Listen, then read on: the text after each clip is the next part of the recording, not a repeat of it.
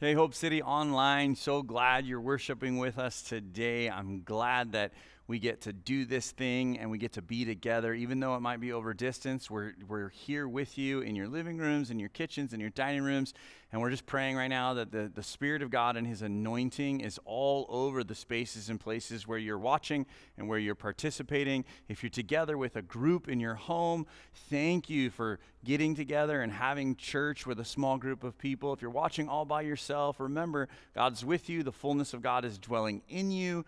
And I'm excited to get into part 3 of the series that we've been in called Strapped. I know a lot of us are going through a lot of financial headaches and woes and worries right now. 2020 has been a crazy season. Some people lost their jobs. Some people lost their insurance. Some people lost, their businesses. And so the idea of us feeling the pressure from a lack of financing or a lack of funding is for sure a real thing. In the last couple of weeks, we've been talking about, what's God's view on our finances and how do we prepare ourselves and have a good attitude. And last week specifically, if I could just catch you up a little bit, we talked about the idea of if you're going to honor God with your finances, then you have to, use biblical values and biblical worldviews when it comes to your finances. And so if you look at the teachings of Jesus, you see that He's about sacrifice, and you see that He's about planning and prepping for the future, and you see that He's about paying attention to what's the necessity that needs to happen in the situation and making those tough calls and those tough decisions. And so as we continue down that road, I wanted to sort of carry on the conversation and continue it from last week. And, as I was prepping and praying and thinking about you in this season that we're in, I kept having this phrase popping up into my head. And I'm sure you've heard it before. It actually was made famous by President Harry Truman. It's the buck stops here. Have you ever heard that before? And of course, when we hear the word buck, nowadays especially, we think of the almighty dollar, $1 or $1. But the original language of that phrase, the buck stops here, started way back in the founding of what we call America in frontier days, yeah? And, where, pioneers and frontiersmen and would get, this is almost pre-cowboy, right? They would get together in a small gathering or outpost. And of course, what happens when frontiersmen get together? Well, you've seen the movies. They drink whiskey and they play cards. And so here's all these frontiermen together, and they found that when they were playing cards, there was a lot of cheating that was happening. And so what they would do is one of them would take their buck knife. Now, not like you would think buck knife nowadays, but a knife with a buck handle, like a deer antler, a buck handle, and he would put it in the table in front of him and he would it kind of as a warning, if you cheat, bad things are going to happen to you. And then over time, they devised this system when they were playing cards that the knife would be passed to person around the table, and they would take turns being the dealer, and that dealer would make sure that nobody cheated. And so the phrase, the buck stops here, or even passing the buck or passing that responsibility. And so that's what that phrase means. If you didn't know, you learned a little something extra today, is the idea that your responsibility, or the buck, right? The responsibility to make sure that what's happening in the world around you, that it stops with you, and then to pass the buck would be to pass that responsibility to someone else. But as I was praying and prepping and thinking about this idea of responsibility, I kept coming back to that phrase, the buck stops here. And then it started to really, I started to contemplate this idea. Well, then if it stops here, where does it start? Where does my fiscal responsibility start? When should I begin being wise with the money God's entrusted to me? And every week that we've been in this teaching series, I want to take you to Proverbs, the book of wisdom. If you have your Bibles, go with me, Proverbs chapter 6, and let's answer the question, where does the buck start? We know that the buck stops with someone, all right, that somebody has to hold the responsibility, but when should we start and where do we start when it comes to the responsibility of the things and the people and the finances that God's entrusted to us? I want to read it to you. I'm reading from the NIV Bible, and it says, Proverbs chapter 6, and we're going to start at verse 6. It says, "Go to the ant, you sluggard. Consider his ways and be wise. He has no commander, no overseer, or ruler, and yet he stores his provisions in the summer and gathers its food at harvest. So I keep, this idea that the ant, these individual, and you got to think about it like this in Bible times, like what would the author think of as the smallest, maybe even like they don't have the same science mind that we have today in 2020, 2021, we're almost about. They wouldn't have that same scientific worldview. So like, what's the smallest, dumbest animal? It's the ant. And look how smart they are as they prepare for the future. And he goes on, he says, how long will you lie there, you sluggard? When will you get up from your sleep? A little slumber, a little folding of the hands to rest, and poverty will come on you like a thief, and scarcity like an armed man. And so this idea of, I don't have to take responsibility for my finances now. I can wait. I got a long time. So listen, young adults, students, listen to me right now. I'm not out on my own yet. I don't have to be responsible. I don't really have to start thinking about finances that way. Parents, you're thinking about your children. You're like, oh, they're little. I don't need to worry about this. Yeah, it's too little, too late if you wait too long. In the book of Proverbs, the book of wisdom, it says you have to be prepared for the future today. Because you don't know what the future holds tomorrow. And now some of us are living that out in real time right now because the buck stops with you. The responsibility stops with you. And you're stuck now because, we didn't prepare for the future. We didn't plan for the future. But the beautiful thing is that we serve a God of second chances. And so the opportunity for us to start over again and have the buck start again, like the responsibility and be ours now to move forward into the future with some sense of, if we're going to use our finances in a way that honors God, we have to be responsible with what we do with what he's entrusted to us. In fact, one of my favorite verses with regards to this is Proverbs 21:20. It says, in the house of the wise are stores of choice food, olive oil, but fools gulp theirs down. I love that, right? Like, wise people fill their pantries with the necessities, the things that they'll need, and then, like, stupid people consume everything they have right now. The reason that that's so important is the idea that if you take a watermelon, for example, if you take a watermelon and you eat all the watermelon and you don't save and plant the seeds, how will you grow another watermelon? Now, in our culture, we'll just go to, the grocery store and I'll buy another one.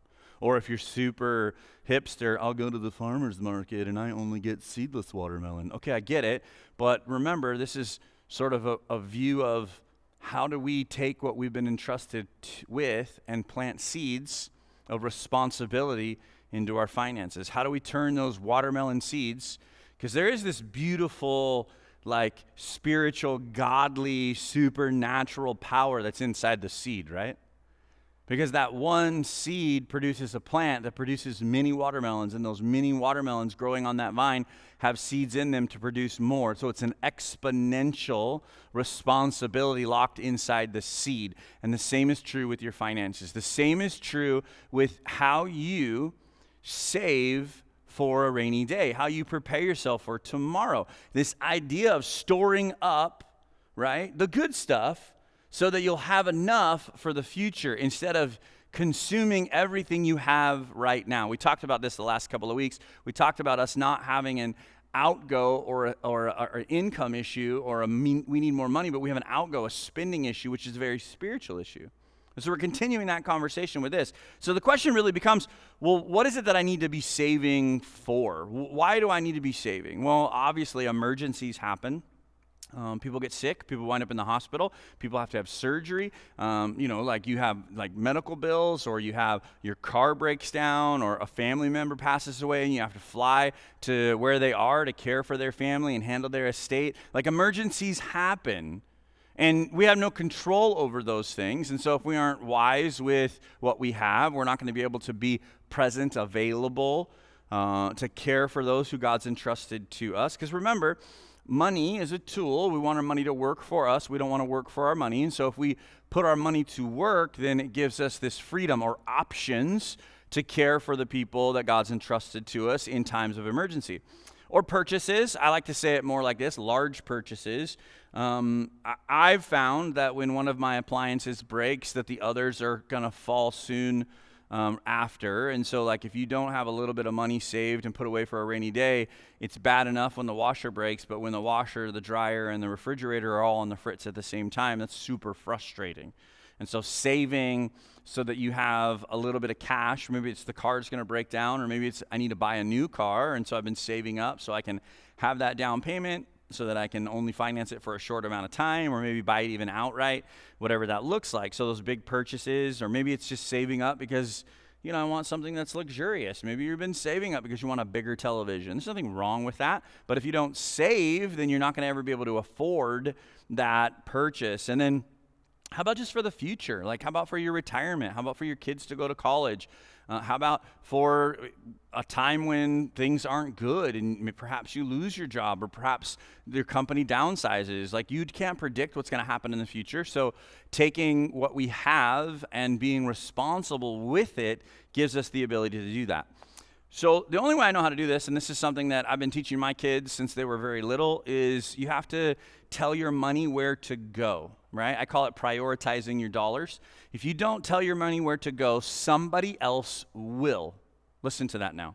If you don't tell your money where to go and how to work for you, somebody else will. It happens all the time. The television is screaming at us.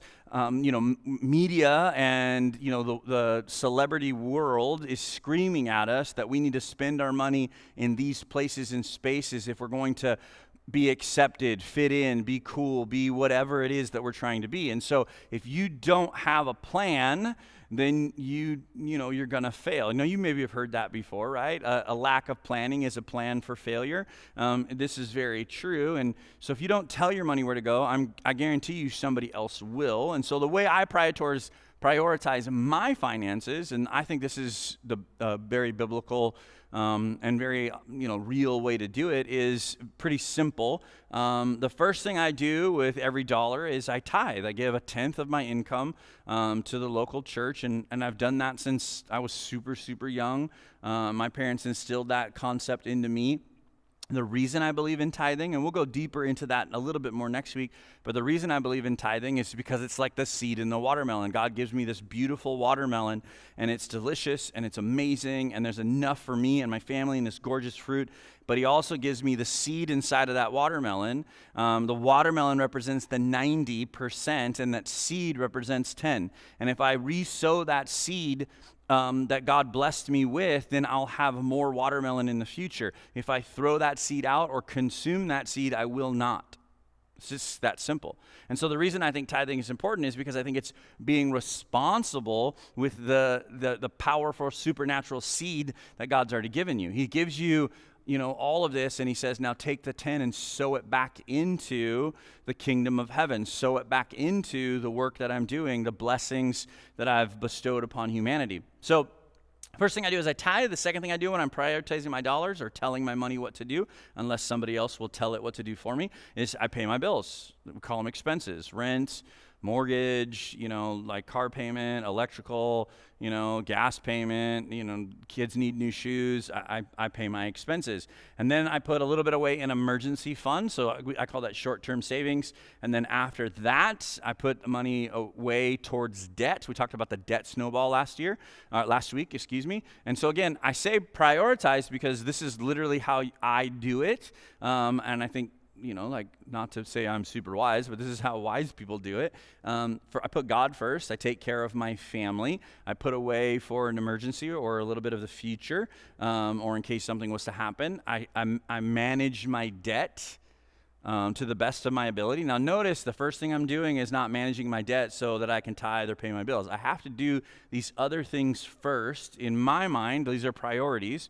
And then I'm my debt. And then if there's money left over, I'm trying to invest that money. So more long-term future. And so what I'm saying by that is if I can get debt-free, I get to cut that out.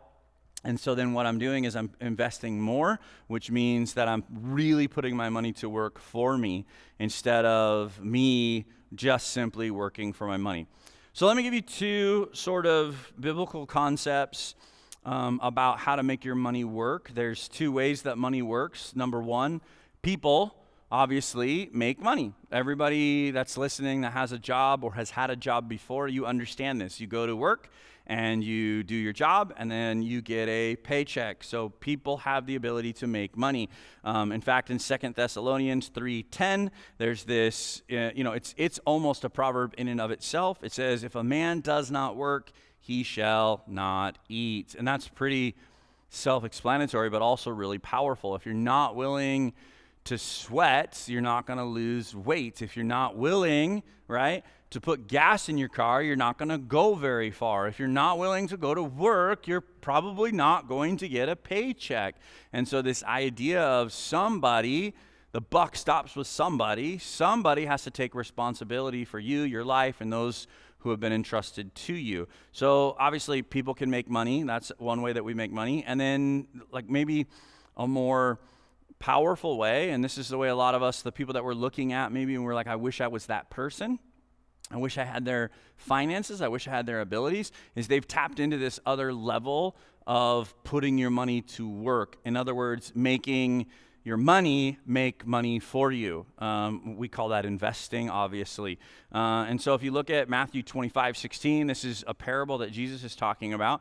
And he's talking about a lot of things, but he's using a financial analogy because he thought the people listening at the time would really get it. In Matthew 25, it's this idea that this group of people, each of them were given a certain amount. It depends on what translation you're reading. Sometimes it's referred to as a talent. Sometimes it's referred to, in the NIV, it refers to as 5 bags of gold. So just so you have a context of talent and a bag of gold, what it would have been? It would have been approximately 75 pounds in modern American culture, how we would weigh out gold. It'd be approximately 75 pounds of gold. So I don't know what the current market is for gold right now. I'm not a big gold investor, but I'm imagining that 75 pounds is a lot of money. And so it would really be almost enough that you could barely carry it. So when you look at this idea, and in the story, one man was given 1 bag of gold, another man was given 3, and another man was given 5, and the man that was given 5 bags of gold, while his boss, the scripture calls him his master, his boss goes off on a trip and comes back, and he says, what did you do with your 5 bags of gold? And he's able to tell him that I put my 5 bags of gold to work, and I doubled my investment. Now, I don't know about you. I don't know if you've ever done any investing or not. I don't know if you've ever thought about this or not. But like doubling your investment is a really good investment. Like if you can get 10, 15, 20%, that's a good investment.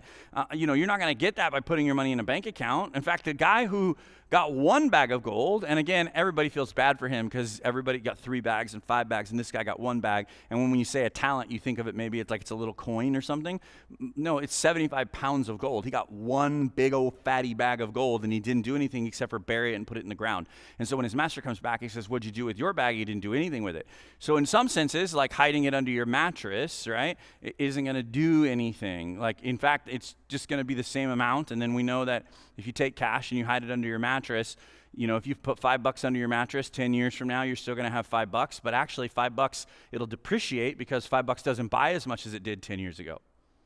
So again, it's not enough that we just work. It's about now we take what we have and we leverage it into more. Now, this is a truth that is more than just money. This truth is about what you have available to you. Like you have people, you have relationships, you have influence, you have leadership ability, you have like skills. We talk about generosity all the time and we say time, talent, treasure, testimony. Are you just using your 24 hours a day? Are you leveraging your 24 hours for all that they're worth? It'd be like the difference between sleeping till noon every day or getting up early and being productive. Everybody has 24 hours, but if you waste too many of them sleeping, you don't accomplish very much. The same is kind of true in this moment. And so when Jesus is telling this parable, this story with a truth in it, he uses this concept of money because everybody seems to get this idea. Wouldn't it be nice if you could double your investment? Of course it would. But to do that, you have to be smart about how you're investing. Where are you investing your time, talent, treasure, testimony? Where are you putting it? What are you doing with it? And so I'm going to give you some rules for investing that are very biblical in their formation, and you'll see what we're talking about. Some of this is from Proverbs and other places where wisdom is sought out in Scripture. But the first one, if you're taking notes, is simply this. Don't invest in things that you have no understanding of, right?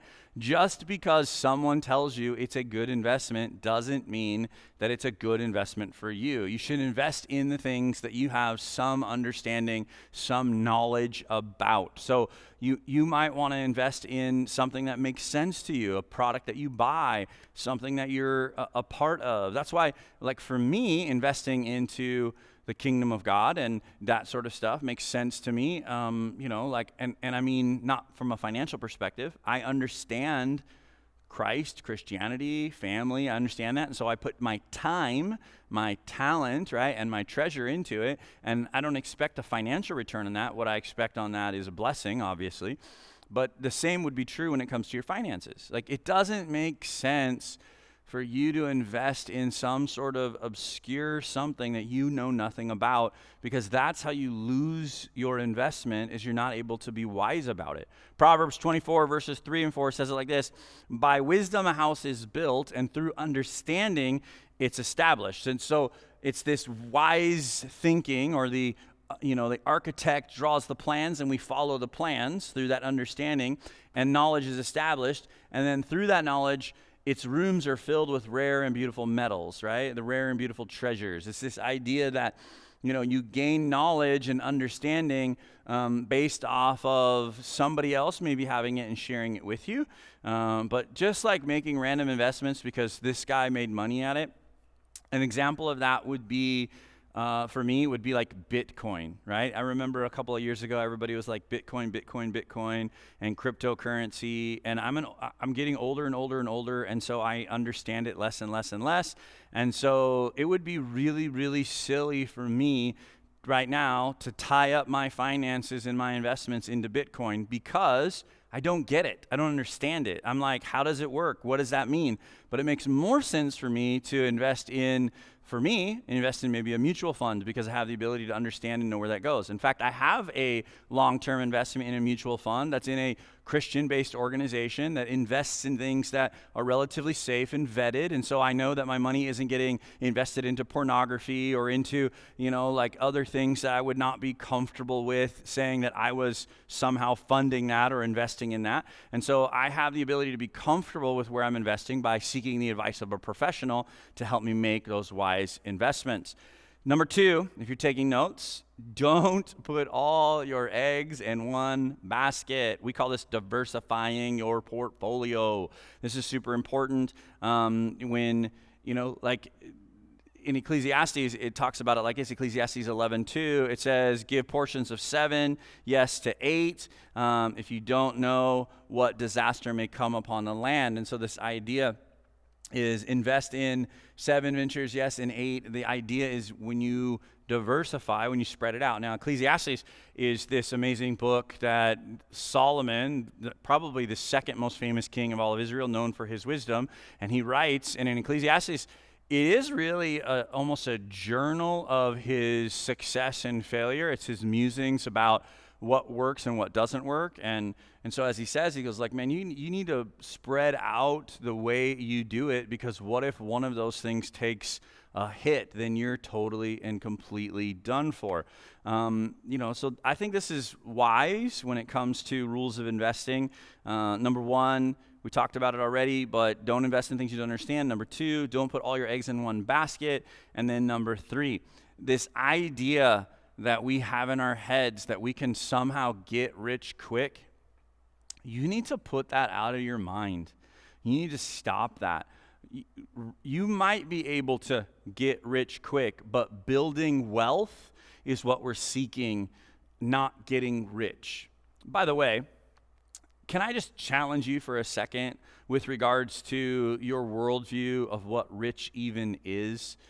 Years ago I would watch television. There used to be a show when I was a kid called Lifestyles of the Rich and Famous, and the host, Robin Leach, with his famous classic accent, he would take you around and he would show you all of these palatial and beautiful properties and yachts and cars and all that kind of stuff. Later on, in the end of the 90s and the early 2000s, MTV had a show called Cribs, and then everybody went and looked at, rock stars and rappers and celebrities, and we went and looked at their houses and we saw their cars. And you find out later on in life that most of that stuff was rigged, that those houses were rented, that those cars were leased or were just there for the shoot, borrowed by other people. And here we are like thinking that that's the American dream, when in reality the American dream is always been about rolling up our sleeves and working so that we can have enough to care for those God's entrusted to us. And if we're wise and we realize that the responsibility or the buck starts with us and stops with us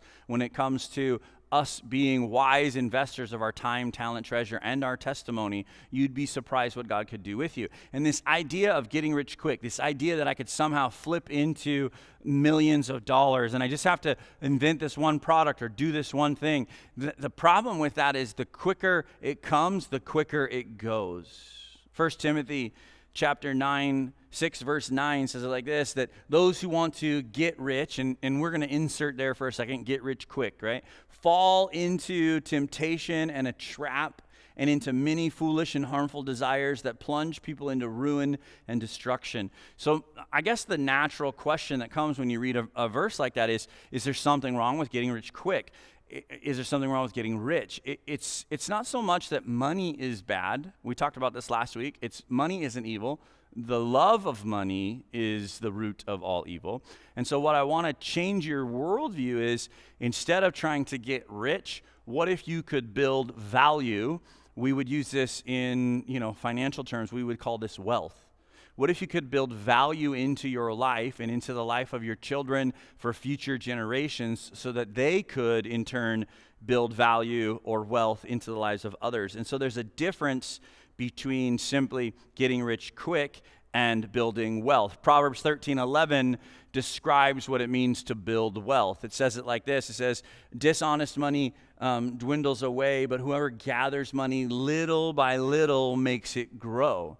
Right? So there might be this deal and it might be a shady thing, but if I get in on the ground floor, I can make my money, I can get in, I can get out, and there's that sort of like idea. But there is something tried and true about just taking what you have and being super intentional about how you prioritize your dollars, how you tell your money where to go and what to do on your behalf, to where you can, at some point, you start to tip the scale where you're no longer making money, but your money is making money for you alongside of the money that you're making. And that's how you begin to build wealth.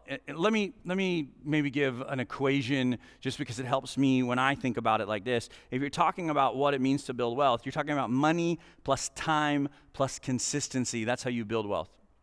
If you take money and you invest it wisely over time, consistently over time, that's how you build wealth. Versus rich is like, oh, well, I just got rich. I won the lottery, right? The quickest way to get poor is to play the lottery. Now, I know that frustrates some of you, but I'm just going to tell you, the quickest way to get poor is to play the lottery, because for there to be winners, there has to be what? Yes, that's right, losers. And so we're not all going to win. And so we're all paying into this jackpot hoping to win, and that's not investing, that's gambling. That's not how consistency, time, money equals wealth. Playing the lottery, somebody might get rich, but I'm going to tell you right now, it's probably not going to be you. So let me give it to you like this. What do I mean when I say money, time, consistency? I'm going to give you this sort of chart so you can look at it, and then I'm going to ask you a few questions so that you can have an understanding. If you were to take $5 a day and invest it, now I put the number at 12%. That's probably the high end of the S&P right now. And the S&P right now is probably closer to 8.9. So if you were to 12% over time, but let's just say for the sake of argument, 12% interest, $5 a day over time. In 5 years, that money would go from $5, it would be worth $12,000 and some change. 10 years, it's $34,000. 20 years, it's $148,000. This compounding interest, it starts to double and double and double on you. And then in 50 years, you have, look at that,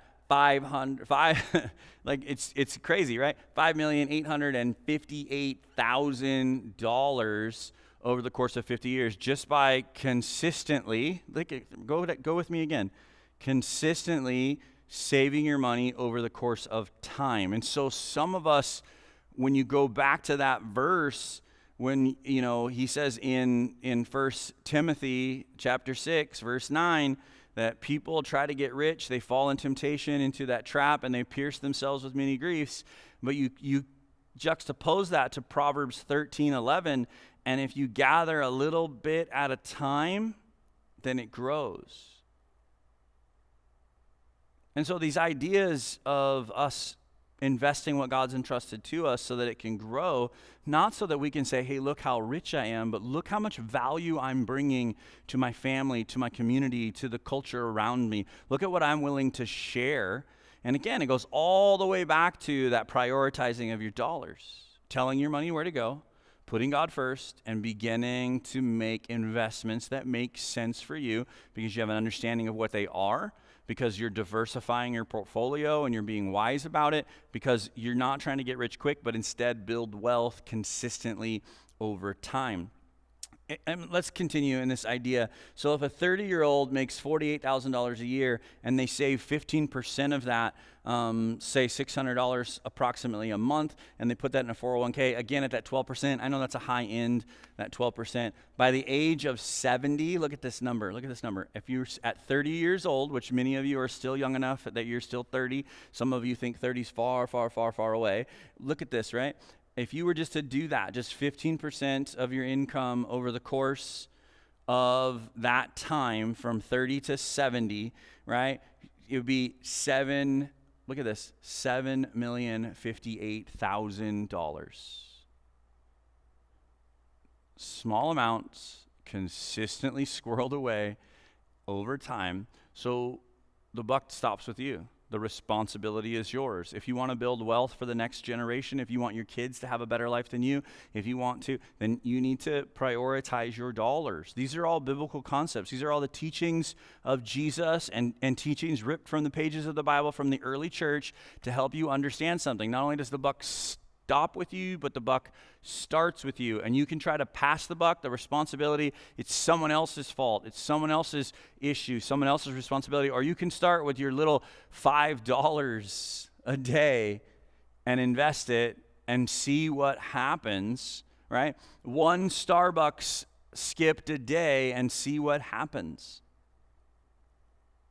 And see what happens as over time you begin to amass value that will change the lives of those God's entrusted to you. I'm going to leave you with just a couple of questions as we close today. And I want you to write these down. I want you to write these down in your notebook, in your journal. Take a picture of the screen right now if you're not a fast writer. And I want you to sort of marinate and meditate on these for just a little while this week. So what's the vision that you have for yourself in your financial life?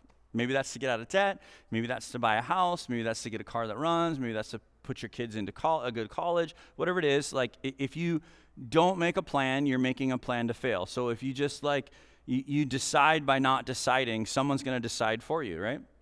So I want you to write that down today, and I want you to journal about that. I want you to think about that. I want you to have a conversation with somebody about that. The second question, it's a two-part question that I want to ask you is how are you investing for the future right now?